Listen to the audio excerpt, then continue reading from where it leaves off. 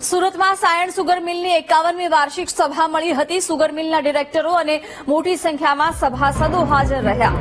સભામાં અનેક એજન્ડાના કામો પર ચર્ચા બાદ મંજૂરી મળી। સહકારી સંસ્થાઓમાં મેન્ડેટ પ્રથા શરૂ થતા સભાસદોએ વિરોધ નોંધાવ્યો। સહકારી સંસ્થાઓમાં મેન્ડેટ પ્રથા ન હોવી જોઈએ તેવી વાત સભાસદ દ્વારા કરવામાં આવી।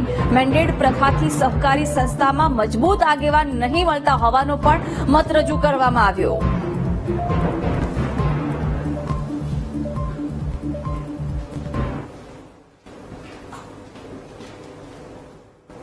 આજની સાયણ સુગરની 51મી વાર્ષિક સાધારણ સભામાં ખૂબ જ તંદુરસ્તપણે ચર્ચા થઈ અને એજન્ડાના તમામ કામો મંજૂર કરવામાં આવ્યા। એમાં ખાસ કરીને સાયણ સુગર તરફથી વલસાડ સુગર પર જે કેસ કરવામાં આવેલો છે 2 કરોડ 27 લાખ રૂપિયા જે વલસાડ સુગર પાસે બાકી છે લેવાના, એ માટે બોર્ડને સત્તા આપવા માટે મેં સભાસદોને વિનંતી કરી અને તમામ સભાસદોએ કીધું કે ચર્ચા વિચારણા કરીને એક સારો એવો નિર્ણય લેજો જેથી કરીને સંસ્થા અને સભાસદોને બંનેને નુકસાન થાય અને ખૂબ જ તંદુરસ્ત ચર્ચા બાદ આ સભા પૂર્ણ થયેલ છે।